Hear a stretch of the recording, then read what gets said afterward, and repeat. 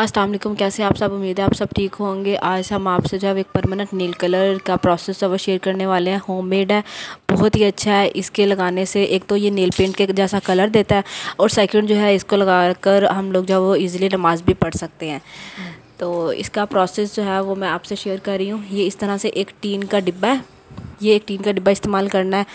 अगर आपके पास नहीं है तो फिर आप कोई और देचकी वगैरह इस्तेमाल कर सकते हैं, लेकिन टीन का डब्बा हमने इसलिए इस्तेमाल किया था क्योंकि यहाँ पर मतलब इसके अंदर बनाते हैं ना तो फिर ये ख़राब हो जाता है। फिर इसको साफ़ करने में जो है वो काफ़ी टाइम पीरियड लगता है।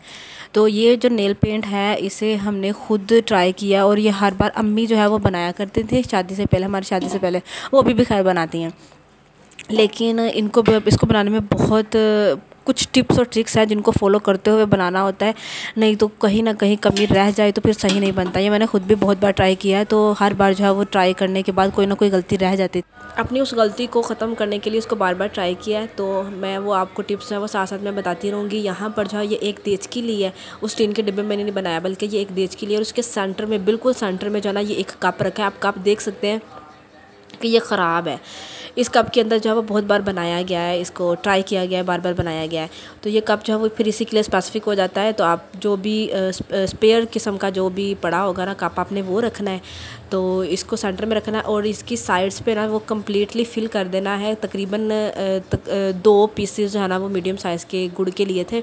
और गुड़ जितना पुराना होगा ना, ये एक टिप है, जितना पुराना होगा ना उसका उतना ही अच्छा कलर निकलेगा। तो ये गुड़ को पीस कर जो साइड पर है जो इसको फिलअप कर दिया है और सेंटर में इसको इस तरह से रखा गया है। इसकी साइंस कुछ ऐसी है कि जब इसके ऊपर जो है ना, इसी के ऊपर ये जो छोटी देचकी है ना जो जिसके अंदर अभी कप रखा गया है, इसी के ऊपर जो है वो दूसरी बड़ी देचकी रखी जाएगी। उस देचकी के अंदर पानी होगा, तो वो पानी जब बॉयल होता है ना, तो वो पानी बॉयल होकर तो स्टीम बनती है। पानी को निकलने का बाहर रास्ता नहीं मिलता तो वो स्टीम बनती है। जब स्टीम बन रही होती है तो वो स्टीम जो है वो इकट्ठी होकर कतरे की शक्ल में जो है वो टप टप करती नीचे गिरती है और इस कप के अंदर इकट्ठी हो जाती है। तो जितना भी ये गुड़ और इसके ऊपर, इस गुड़ के ऊपर जो है ना वो पत्ती लेनी है, जो आम नॉर्मल टी की पत्ती होती है ना, चाय की पत्ती, वो ली है और वो जो है उसको उसके ऊपर स्प्रिंकल कर देना। ये 2 पीसेस अगर गुड़ के है ना तो तकरीबन 2 से 3 चम्मच जो है ना वो भर के ये इसके गुड़ के ऊपर ही जो है वो डाले हैं। जो स्टीम है ना उसके ज़रिए से ये सारा पकता जाएगा काम, और ऊपर कतरे बन बन कर जो है ना, ये समझे कि सिर्फ इन 2 चीज़ों से जो है वो अरक बनेगा। और ये अरक इतना मज़े का होता है ना कि बहुत ही अच्छा होता है। ऐसा लगता है जैसे कि नेल पेंट होता है, लेकिन ये होता भी ये परमानेंट है। और इसका में ये भी बेनिफिट होता है कि इसके ज़रिए से ना कोई भी किसी किस्म का मतलब जो नेल पेंट होते हैं ना उनके ज़रिए से हमारा वज़ू नहीं होता, वो एक आर्टिफिशियल सी चीज़ होती है। लेकिन ऐसा नहीं है, इसके ज़रिए से वज़ू भी हो जाता है। मतलब हम कहते हैं कि हम वज़ू की हालत में भी हैं इसके ज़रिए से। तो ये देखें, एक छोटी सी जो छोटी पतीली देचकी है ना, ये नीचे रखी हुई है जिसके अंदर हमने कप रखा है, और इसके बिल्कुल ऊपर जो है वो पानी भरकर जो है वो दूसरी देचकी रखी है। और इन दोनों देचकी के दरमियान में बाज़ुकात ऐसा था, अम्मी पहले जो इस तरह से करती रही हैं कि वो ना इसको सील कर देती थी, सील करती थी आटे की मदद से। गूंदा हुआ जो आटा होता था ना उसकी मदद से इसको सील करती थी। और हमें सील करना था, उससे स्टीम बाहर नहीं निकलेगी। तो वो फिर स्टीम जो है वो इकट्ठी हो कर जो है वो कतरा बनेगी और बनकर जो है वो ये सारा जो अरक है, कतरा है, वो कतरा टिप टिप गिरता नीचे कप में जाके गिरेगा और अरक बन जाएगा।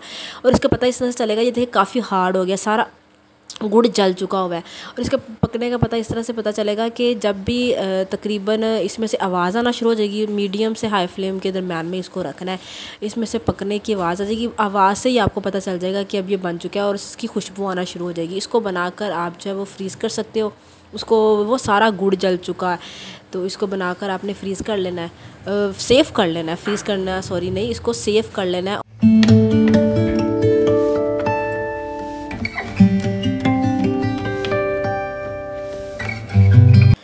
सेव कर लेना है। और इसके बाद जो है ना, इसी जो अरक होगा ना इसके अंदर आप चाहे तो खुश्क मेहंदी जो है वो ऐड करके तो इसका एक थिक सा पेस्ट बनाकर हाथ नाखूनों के ऊपर जो है वो लगा रहने दें, रात भर के लिए आप लगा रहने दें। तो ये बहुत अच्छा कलर जो है वो देगा आपके नेल्स को। तो चाहे एक ये था कि मतलब मेहंदी आप खुश्क इसके अंदर ऐड कर लो, या फिर जो है ये इसके अंदर जो घर का आटा होता है ना, जो रोटी वाला आटा होता है, वो थोड़ा सा इसके अंदर डाल के इस के अंदर तो थिक सा पेस्ट बना के उसको अपने नाखून के ऊपर लगा रहना। जो टिप्स हैं वो नोट कर लें। एक तो गुड़ बहुत पुराना इस्तेमाल करना है, सेकंड जो है उसकी स्टीम बाहर नहीं निकलने देनी, चाहे उसे सील करना पड़े उसे सील कर लें बर्तन को। और थर्ड जो है वो ये कि आंच हमने जो है वो मीडियम से हाई फ्लेम पे रखनी है। तो इन चीज़ों का ख्याल रखिएगा, इंशाल्लाह बहुत अच्छा कलर बनेगा। आपसे मिलते हैं नेक्स्ट व्लॉग में, तब तक के लिए अल्लाह हाफ़िज़।